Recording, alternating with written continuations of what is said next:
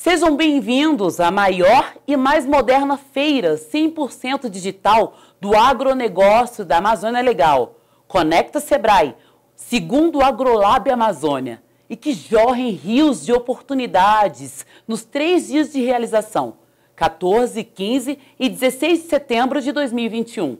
Naveguem nessa experiência.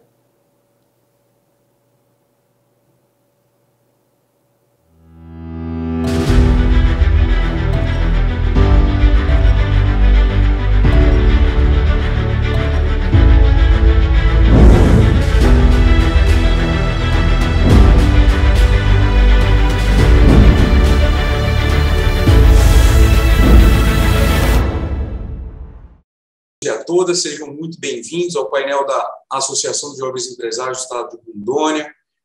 Quero agradecer desde já e parabenizar toda a equipe do Sebrae Rondônia pela organização e o sucesso desse grande evento, que é a 2ª edição do AgroLab Rondônia.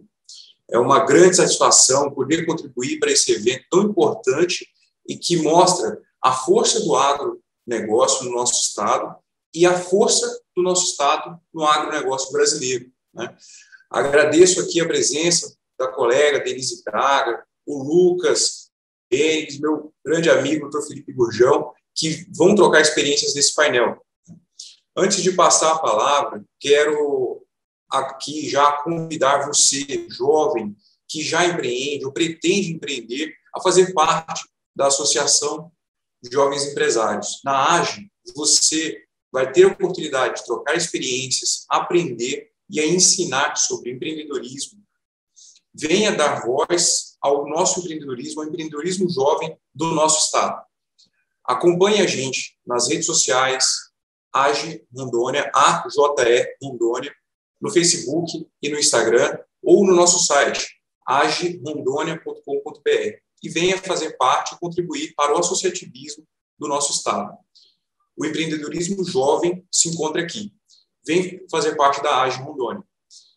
Deixo vocês agora aqui com o meu amigo Felipe Gurjão, que vai bater um papo sobre o protagonismo do jovem no futuro do agronegócio, com a Denise e o Lucas, do Instituto Jovem Exportador. Muito obrigado a vocês e estou à disposição. Um forte abraço.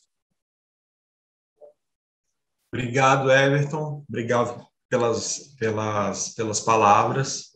É um grande prazer estar participando aqui desse 2º Conecta Sebrae AgroLab, e eu queria parabenizar o Sebrae Rondônia, a AGE, pela iniciativa.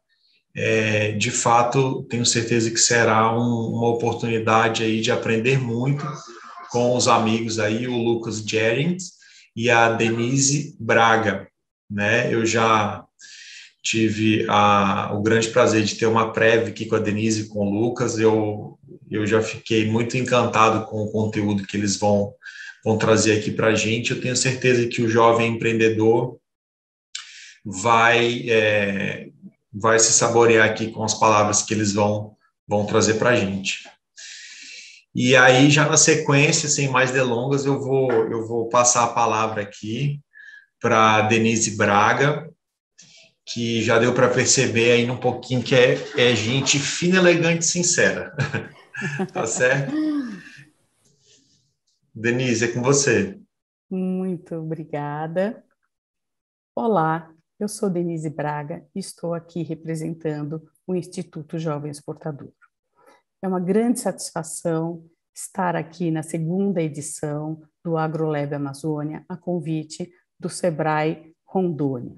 O Instituto Jovem Exportador é uma organização não governamental, sem fins lucrativos, portanto, que sensibiliza e capacita micro, pequenas e médias empresas para acesso ao mercado internacional, com foco em jovens empreendedoras. No Instituto Jovem Exportador, eu atuo como conselheira estratégica, trazendo a minha experiência de mais de 30 anos como produtora e exportadora de produtos agrícolas para mercados premium como Europa e Estados Unidos. Dito isso, feita a minha apresentação, eu quero agora dar a palavra para o Lucas Jerins, que é uma jovem liderança no agro, e isso está alinhado com o nosso tema, que é falar sobre os desafios do jovem no protagonismo do agronegócio e da moderna agricultura. Lucas, a palavra está com você. Olá a todos, muito obrigado pelo convite. Hoje nós vamos trazer um pouquinho para vocês das oportunidades que os jovens têm no setor do agronegócio, principalmente quando a gente envolve a inovação e a tecnologia e a certificação para poder realizar uma exportação. Então, eu sou engenheiro agrônomo de formação, né? Faço parte também do E-Produtor, trabalho com gestão rural, com famílias rurais, várias propriedades rurais espalhadas pelo país. Sou um dos finalistas dos Jovens Líderes do Agro.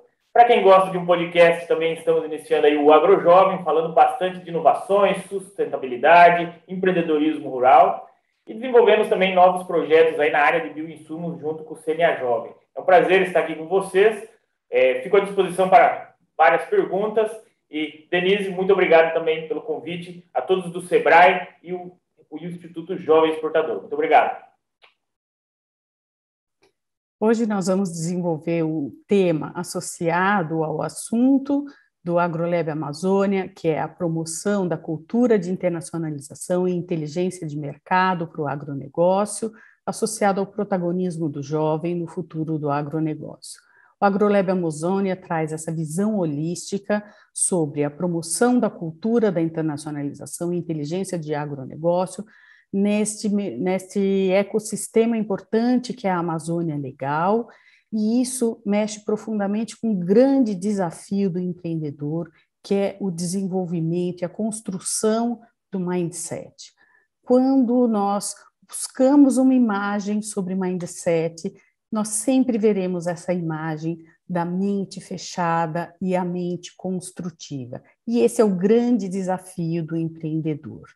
Decifrar o mercado. Quando se fala na internacionalização, esse empresário vai ter que decifrar o mercado internacional. O que é que o mercado espera? O que o empresário vai ter que fazer para internacionalizar o seu produto, para trazer para a sua linha de produção aquilo que o mercado internacional entende como valor agregado. Ele vai ter que quebrar os seus padrões internos, construir um novo conceito de produto, de serviços, de processos, e isso é um processo, não é algo imediato, não vai ser ligando para o importador e perguntando o que ele tem que fazer.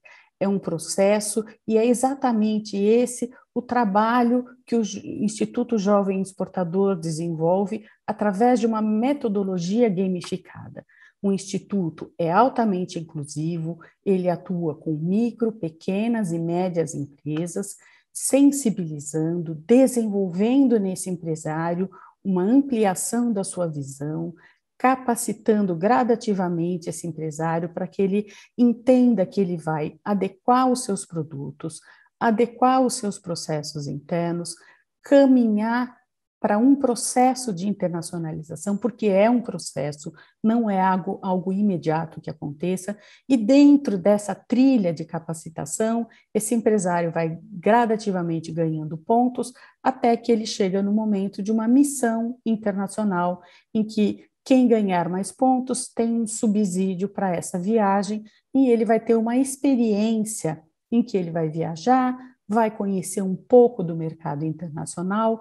E quando a gente fala em internacionalização, a gente também está falando numa importação de conhecimento. Ele vai ver mercados, ele vai ver lojas, ele vai perceber que existe um modelo diferente de apresentação de produtos e ele vai trazer isso para o seu negócio.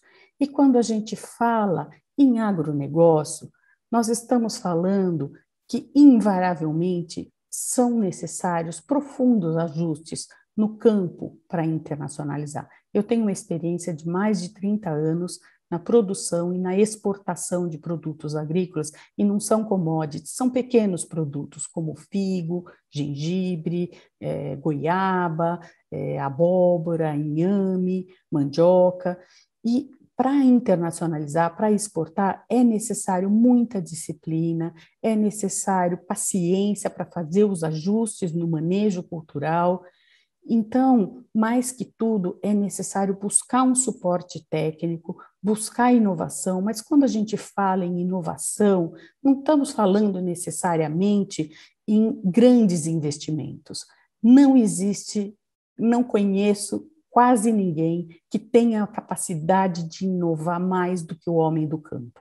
A capacidade de criar, a capacidade de produzir ajustes como o homem do campo. E é isso que o agronegócio precisa investir, nessa criação. E quando a gente pensa no protagonismo do jovem, é isso que o jovem vai trazer para a vida no campo, essa criação, essa inovação que vai permitir que o agronegócio internacionalize.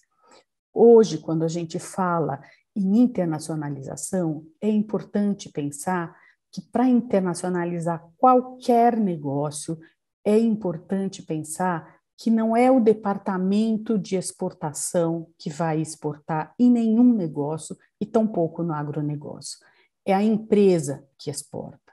E mesmo sabendo que a microempresa, o dono faz praticamente tudo dentro dela, é importante pensar que todos os departamentos da empresa terão que respirar e transpirar uma cultura exportadora.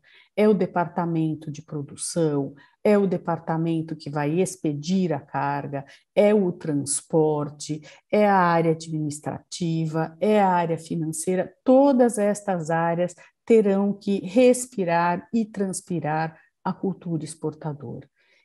A área financeira, a área de pagamento, a área que se comunica, que faz a venda, todas essas áreas vão ter que saber o que é a cultura exportadora.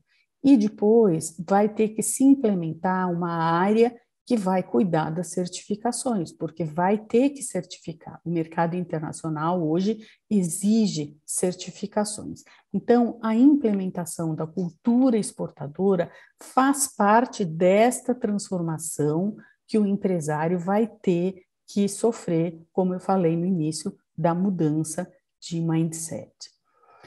Quando a gente fala na internacionalização do agronegócio, a gente tem que falar na implementação da digitalização.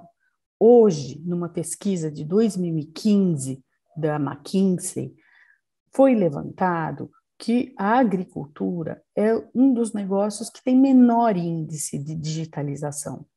E ao invés disso servir de uma falta de estímulo, a gente sempre precisa olhar que os setores com maior deficiência são os setores com maior oportunidade.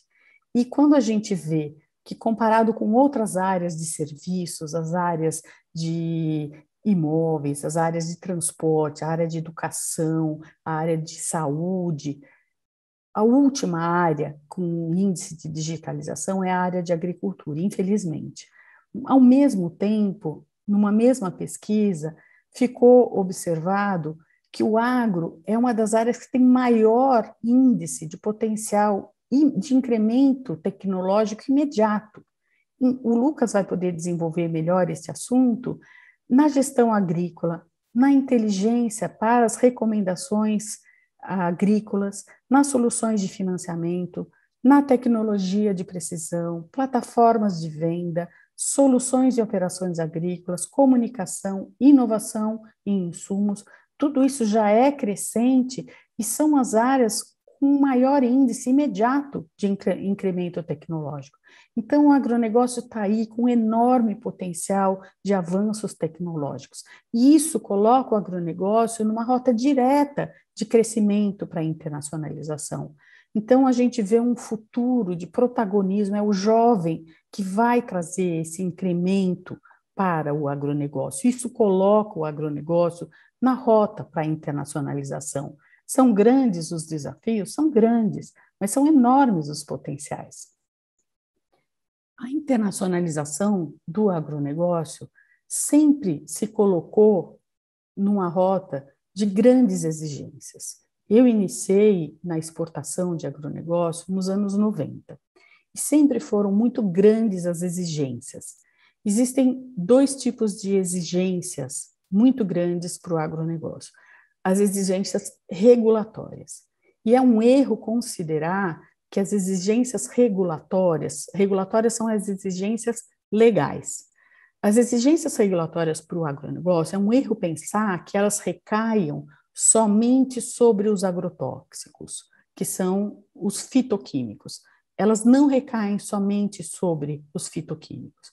Existem os produtos que são proibidos de serem utilizados, existem os produtos químicos que têm uso restrito, ou seja, os limites de residuais são restritos, mas existem restrições também sobre produtos biológicos, acreditem, existem restrições sobre óleos minerais também, existem restrições sobre a quantidade de manchas fisiológicas, existem restrições sobre sujidades. Quando a gente fala sujidades, é porque nós estamos falando de sujeiras que não são tóxicas.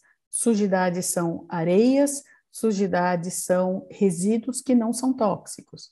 Eu não estou aqui questionando se eu concordo ou não com essas regulamentações, mas eu estou colocando que isto são regulatórios que recaem sobre os produtos agrícolas. Contudo, além dessas regulamentações, existem outras regulamentações que recaem sobre produtos agrícolas. Nos anos 90, houve a implementação de uma série de protocolos sobre produtos agrícolas que recaíam um tripé de exigências sobre a segurança do alimento, a segurança do trabalhador e a proteção do meio ambiente. Esse conjunto de protocolos se chamou Global Gap. O GAP, em inglês, significa Boas Práticas Agrícolas. Esse conjunto de normas deu início a uma certificação que passou a ser exigida comercialmente. Isto não é uma lei, isto é uma exigência comercial. Os supermercados passaram a exigir que os produtos agrícolas tivessem essa certificação que garantiam que os produtos químicos que eram usados fossem usados dentro de uma quantidade segura, que os produtores protegessem os seus trabalhadores e que os protocolos de segurança ambiental garantissem que os lençóis freáticos, que a vida animal, que a vida vegetal fosse protegida. Então, as propriedades certificadas davam essas garantias.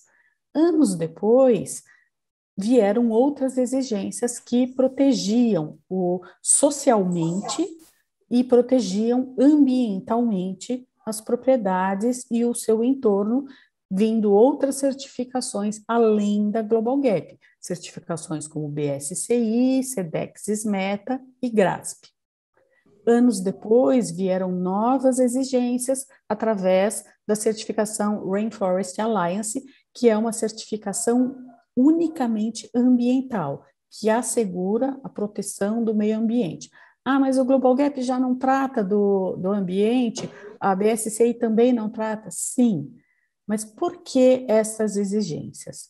Porque nós estamos falando que sociedades mais maduras, países de primeiro mundo, compram de sociedades menos desenvolvidas e não querem que os produtos que eles compram carreguem uma cadeia com riscos de trabalho escravo, com riscos de danos ao meio ambiente. Eu não quero aqui discutir se há informações ou notícias verídicas ou não verídicas. Nós temos que reconhecer que há ocorrências que ainda existem e estas sociedades querem garantir que os produtos, sejam eles alimentícios ou quaisquer outros, não carreguem mão de obra infantil, destruição ambiental, mão de obra escrava.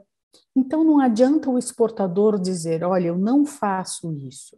Eles querem que órgãos independentes assegurem que isso não acontece. Então, você tem que cumprir uma série de protocolos, garantir através de documentações, este órgão independente vai lá, confere estas documentações, elas têm que amarrar uma garantia, e daí é esta certificação que vai garantir para aquele mercado que você cumpre esses protocolos. Então, é muito importante que quem queira exportar já saia na frente e garanta para o mercado, através dessa certificação, que ele cumpre esses protocolos. Você vai estar falando a linguagem do mercado. Quando eu falei lá atrás sobre o mindset, sobre decifrar os valores agregados que o mercado entende como valor agregado, é disso que eu estou falando. Então, quem quer internacionalizar a sua empresa tem que perceber que estes são valores agregados. Então, já se prepare, já se certifique, ou já comunique quando você quiser se internacionalizar, que você está em processo de certificação, porque esta é a comunicação que você passa para o mercado.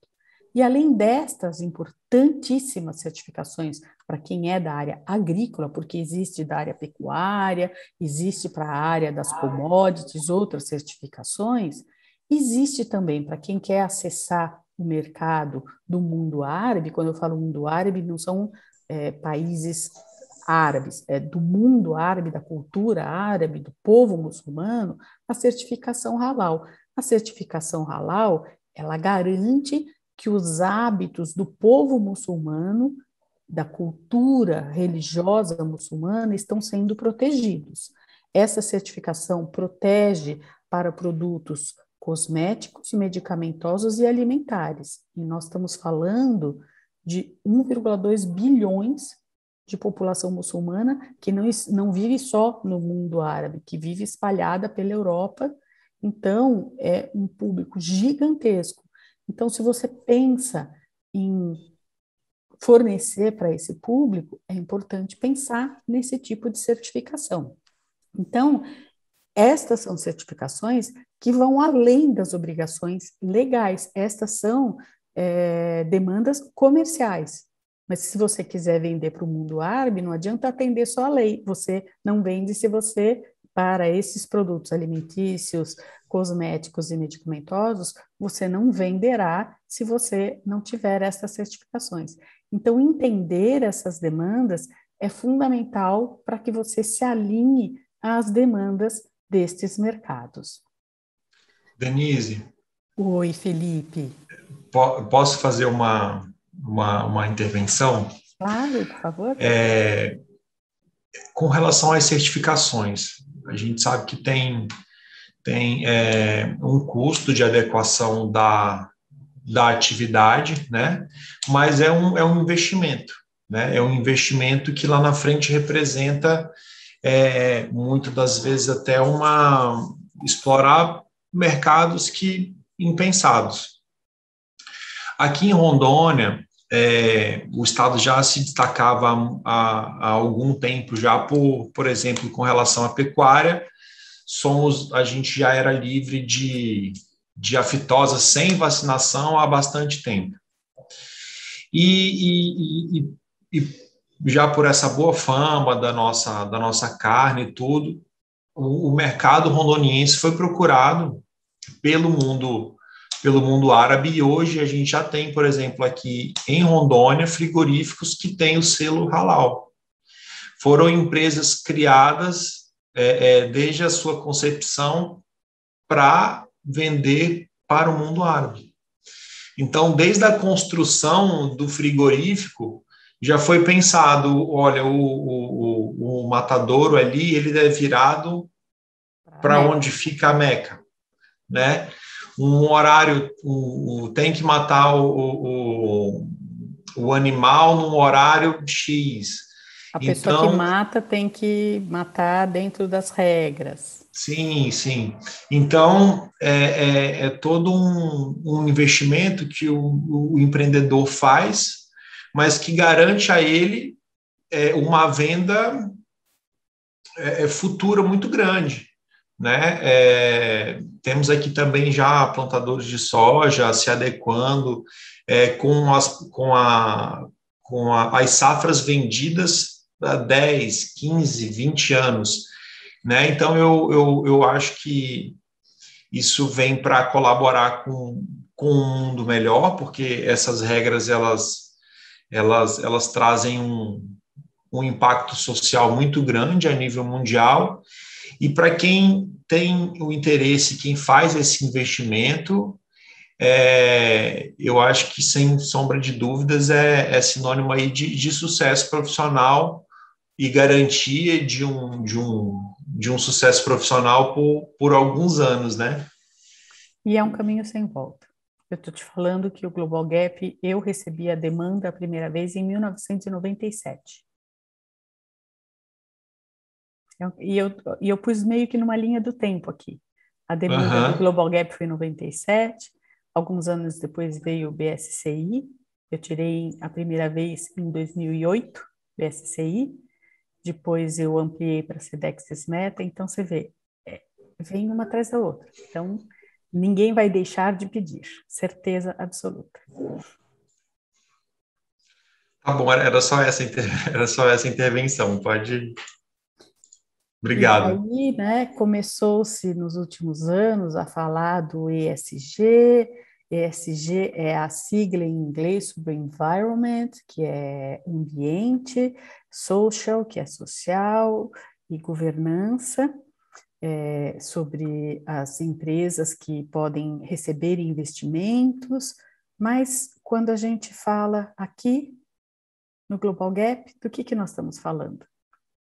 Sobre meio ambiente, sobre social, sobre governança, porque nos protocolos sociais fala-se sobre protocolos anticorrupção, sobre toda a parte de governança. Então, o ESG veio para falar sobre aquilo que a gente já faz nos protocolos separados de certificações sociais, ambientais. Então, a gente vê que essa é a linguagem do mundo hoje. Certificações ambientais, certificações sociais, certificações de governança. Então, está dado o recado. Quem quer internacionalizar tem que incorporar estas práticas. Ah, mas eu sou pequeno, eu sou micro. Começa devagarinho, mas olhe para isso, porque é isso que vai ser demandado. O agronegócio é, em particular, um setor que tem que olhar com atenção para essas exigências, porque ele está diretamente ligado a dois pontos super sensíveis. O social, que é o tratamento desta relação com o trabalhador, e o ambiental. Então, em particular, a AgroLab Amazônia, que trata de um ecossistema bastante sensível, que é a Amazônia Legal, deve tratar esse agronegócio com bastante atenção neste tema. A pauta do Instituto Jovem Exportador para este tema desenvolvido por nós com bastante carinho, que é o protagonismo do jovem no agronegócio do futuro, é bastante ligada nesse tema da internacionalização e na retenção do jovem, para evitar o êxodo rural, que é o intraempreendedorismo. Nós temos trilhas específicas para o intraempreendedorismo, estimulando a contribuição construtiva deste jovem dentro da cadeia produtiva, procurando fazer a retenção de talentos, evitando o êxodo rural, melhorando a produtividade e a modernização da propriedade agrícola, seja ele o filho do dono ou um trabalhador, mas que ele ajude a cocriar dentro da propriedade. O tema da sucessão familiar, trazendo a força do jovem, com pertencimento e integração no negócio da família, que alegria se ele puder produzir e levar a propriedade para a internacionalização, mas se não levar para a internacionalização, se ele trouxer a sua capacidade criativa e produtiva, o Lucas vai falar muito sobre isso, e a inovação, as grandes habilidades do jovem nos diversos campos da inovação, trazendo melhorias para a propriedade, para a produção agrícola, e se puder colocar na rota da internacionalização, melhor ainda. Eu passo a palavra para o Lucas, que vai trazer experiências incríveis na liderança que ele tem com os jovens e nas experiências desse protagonismo do jovem. Lucas. Obrigado, Denise. Obrigado, Felipe. Se quiser, pode passar o slide. Para a gente entender, pessoal, a Denise falou da internacionalização e da mudança de mindset que esse jovem tem que ter, que essa propriedade tem que se adequar para conseguir atender essas demandas internacionais.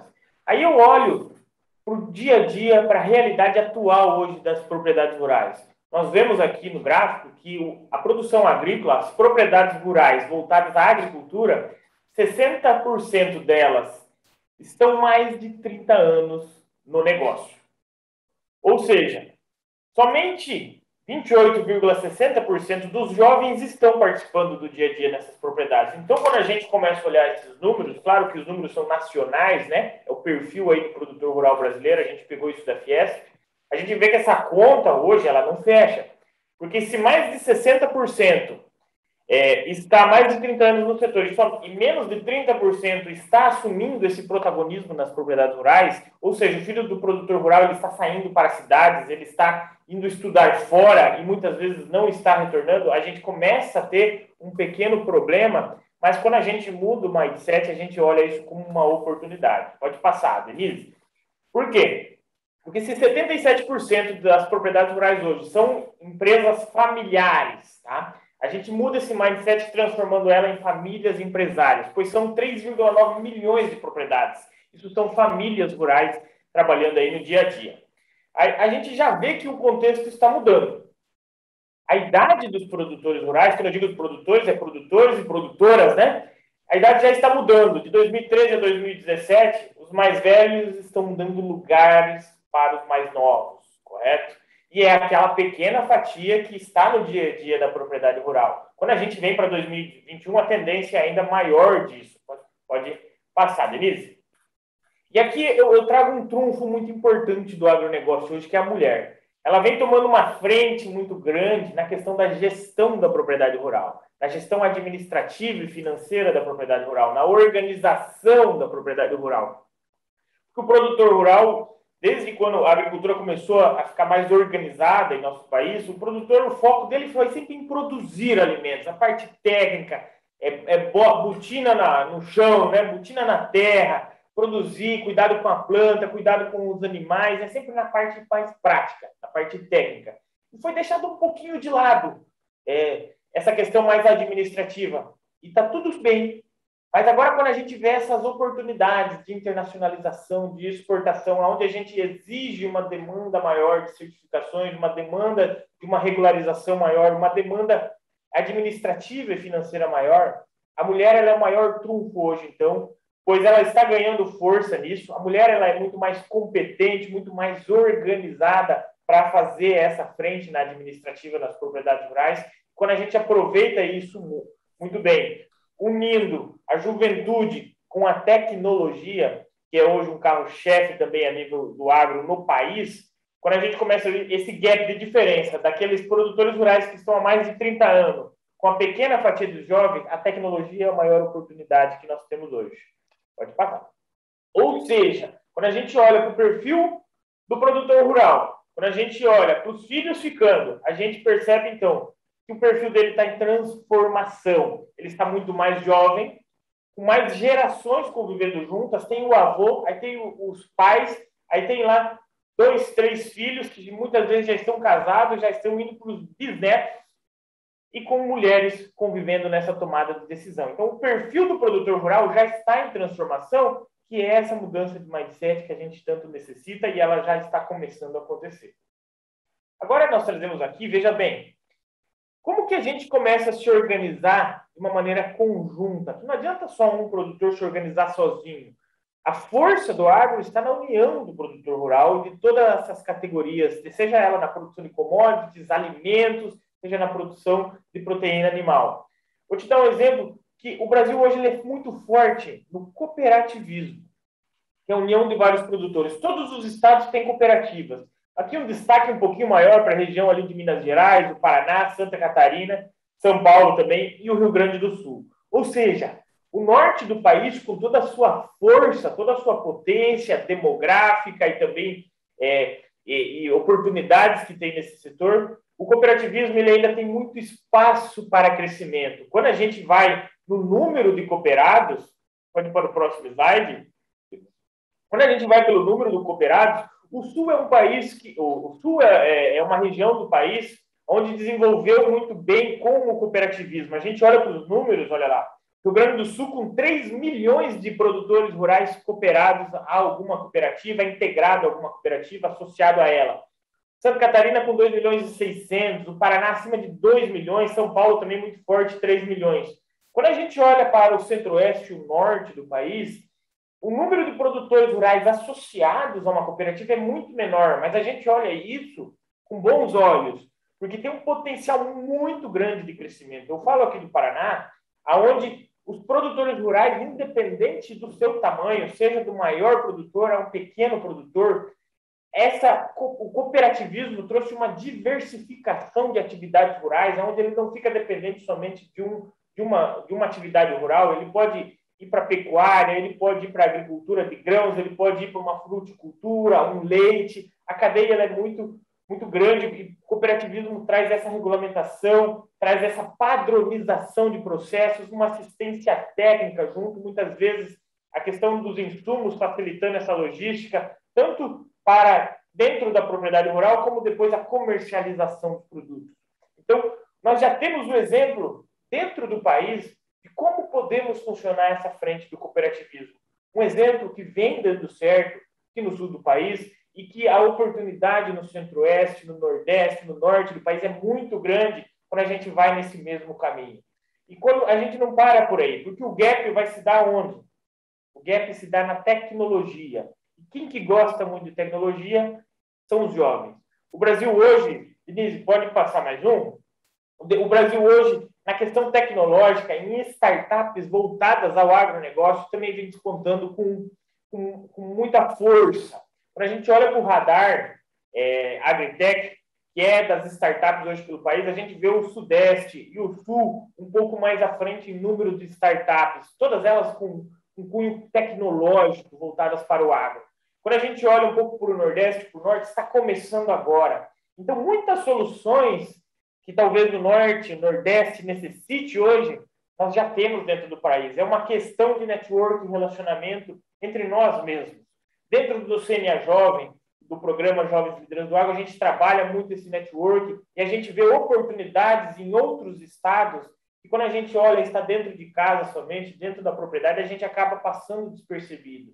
Talvez as soluções que nós necessitamos hoje em todo o país está dentro do país. Basta a gente fazer essas conexões, organizar isso com a força do jovem e da mulher, principalmente, por causa dessa organização, dessa determinação que ela tem.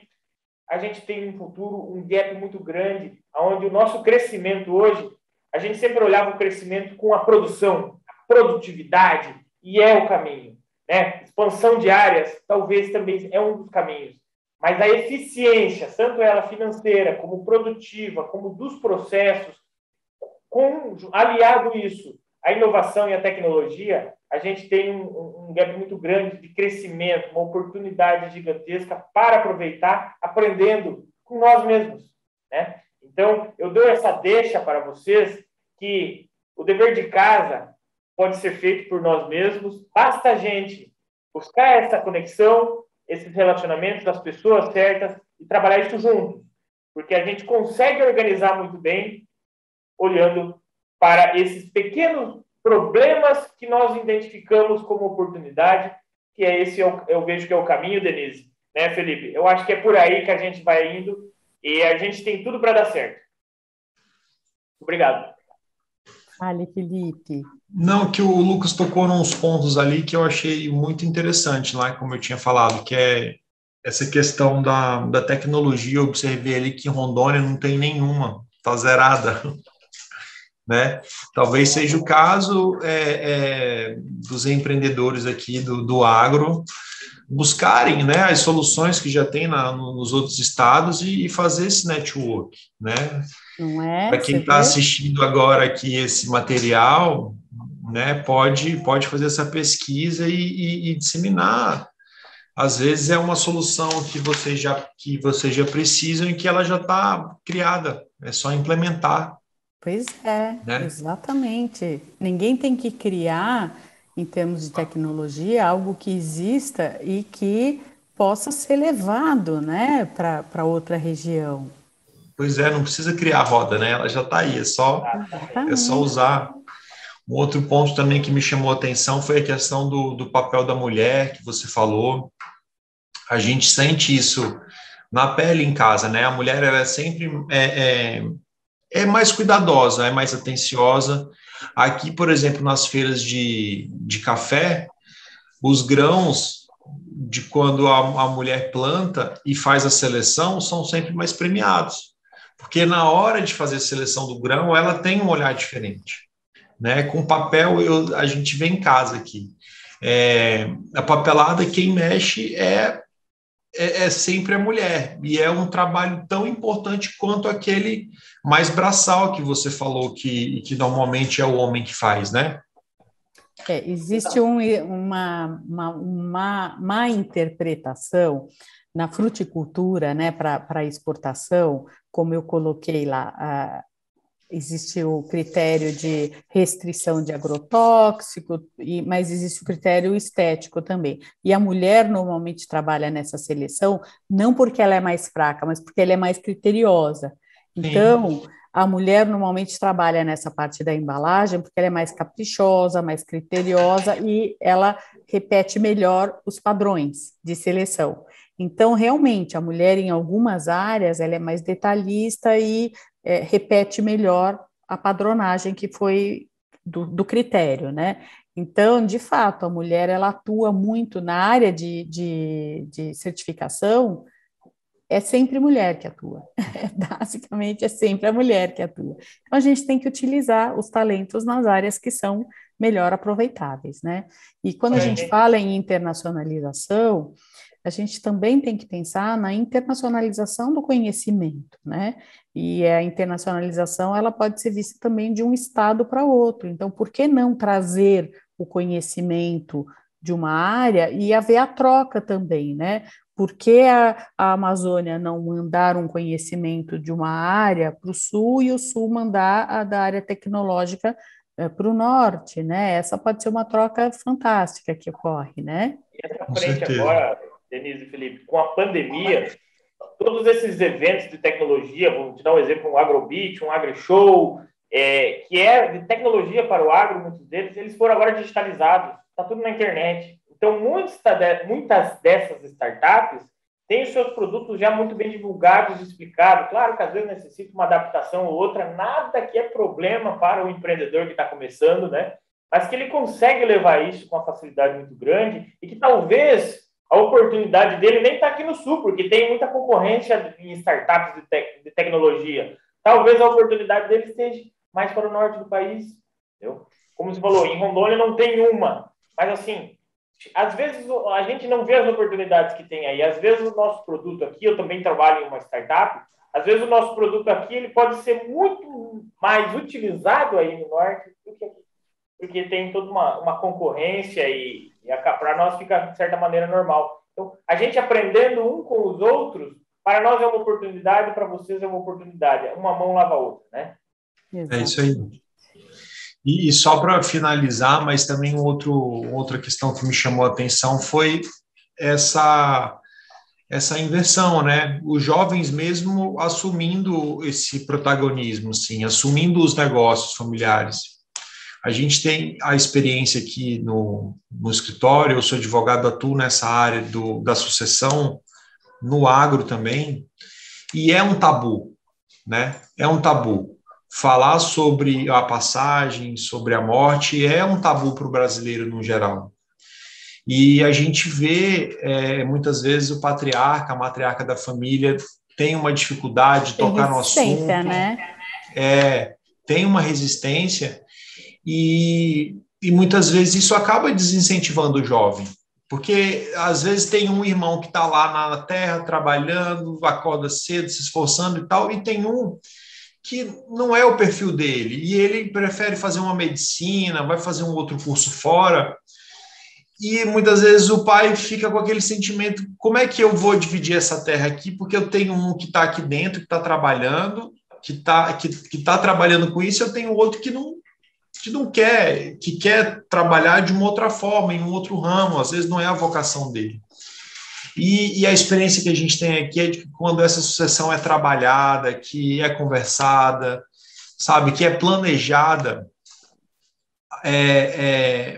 quem já está trabalhando na terra tem muito mais vontade e se dedica muito mais. Às vezes, quem não tinha vontade nenhuma, às vezes brota, desperta, porque é uma atividade lucrativa, é uma atividade muito boa, né, financeiramente, às vezes até melhor. uma atividade empresarial até, né? Sim. Exatamente. Vou te dar um Ver um exemplo. negócio mais business mesmo, sabe? Exato, exato. Vou te dar um exemplo. Quando eu era pequeno, a gente morava no sítio, eu via sempre duas coisas. Você tem que estudar, senão você vai ter que trabalhar na roça, e já fique sabendo, se você trabalhar na roça, não dá dinheiro. Quem que quer ficar daí, né? Você acaba, galera, é melhor estudar qualquer coisa, que aparecer eu vou estudar, porque aqui não vai dar certo. Depois você cresce, você olha para a propriedade rural, você compara ela com várias empresas do comércio da cidade, várias empresas, pega uma sorveteria, pega alguma coisa, você olha que lá é muito maior do que muitas empresas do comércio aí. Aí você olha para a propriedade, você começa a ter um olhar assim, cara, mas aquilo ali é uma empresa. Se for melhor administrado, talvez. Se a venda desse produto for uma comercialização muito melhor, não dessa maneira artesanal, assim, desse modo, mas com um negócio certificado, consiga mandar para fora. Então você olha isso como uma empresa e você fala, cara, mas a oportunidade está aqui, o que eu estou procurando fora? Entendeu? Por mais que estude, eu tenho exemplos de mulheres que elas foram estudar fora, fizeram mestrado, doutorado em farmácia, e o pai crescendo e trabalhando, crescendo e trabalhando. Quando elas foram trabalhar na área delas, elas ganhavam um X aqui. Aí o pai dela tinha um faturamento muito maior. Falou, olha, é um negócio de vocês. Aí hoje, elas vêm e auxiliam toda essa questão administrativa, continuam trabalhando naquilo que elas estudaram. Mas o negócio delas no futuro é a propriedade rural. Não é aquilo lá. Aquilo lá Na verdade, é essa curva que a gente tem que tentar inverter. É que antes que esse jovem comece a querer ir embora para fazer outra coisa, é que ele comece a enxergar essa propriedade rural como um negócio e busque fazer disso um negócio antes dele ir embora, se desiludir, voltar e tentar transformar isso num negócio.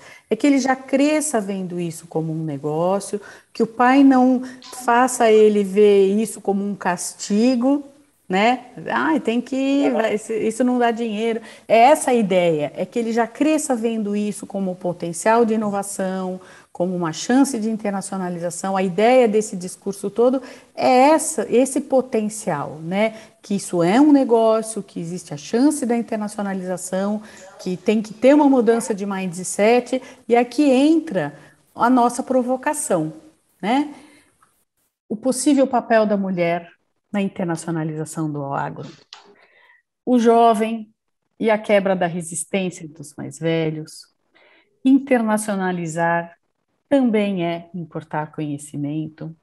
As enormes oportunidades que o cooperativismo pode trazer. Somente onde há deficiências e ineficiências, há oportunidades. O uso de bioinsumos, este é o futuro do agronegócio para a internacionalização. Eu compartilho aqui a minha experiência.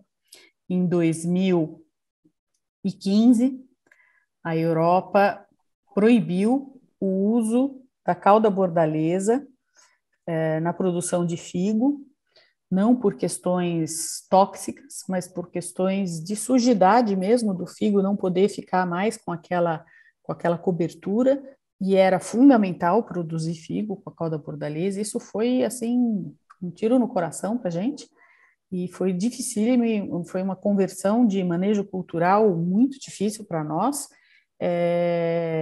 e a gente entrou de cabeça no uso de bioinsumos, e foi difícil, mas conseguimos fazer essa conversão. Então, assim, esse é o futuro, porque a Europa realmente demanda uma redução de uso de bioquímicos, né? O mundo, o ESG, né, que como falamos aqui, essa é a grande demanda, e o mundo com os olhos voltados para a Amazônia.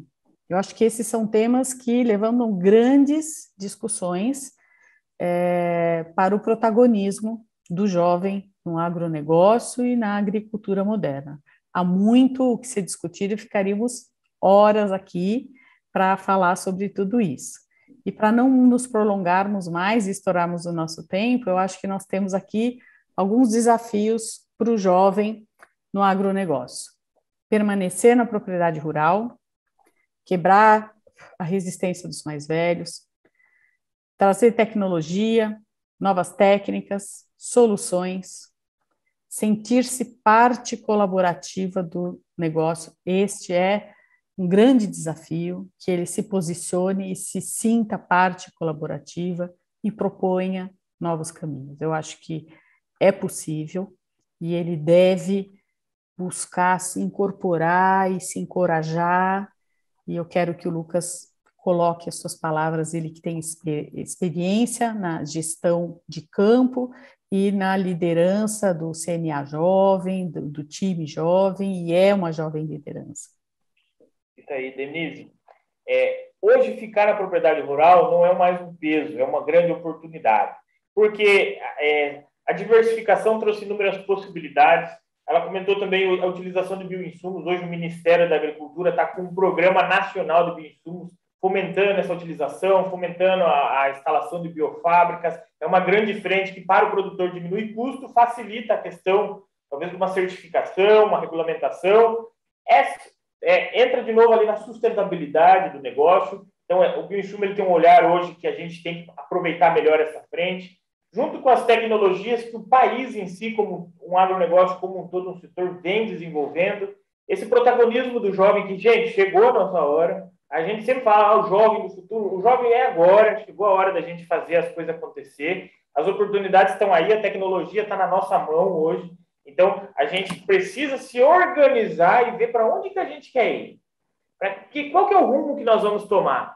Se eu vou ficar na propriedade rural, o que nós vamos fazer agora para começar a aumentar a rentabilidade da família rural? Porque se boa parte dos filhos estão saindo, quem fica tem que ajudar a manter o restante das famílias.